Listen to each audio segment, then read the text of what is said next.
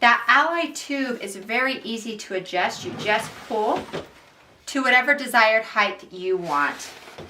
The accessory pieces click and unclick easily with the push of a button, and you'll hear a click when putting the accessories on, so that you know that they are in place. Now we're going to test it out and see what it can do.